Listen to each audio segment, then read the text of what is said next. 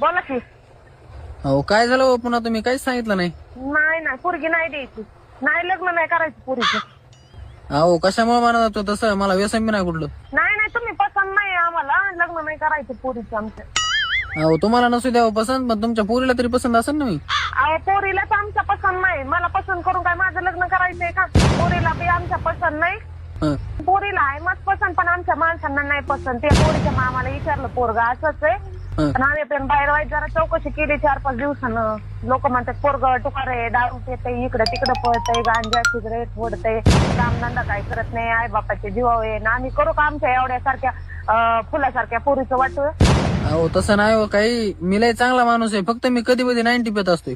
काय अहो मी लय चांगला आहे म्हणलं, मी फक्त कवा भाऊ 90 पेत असतोय.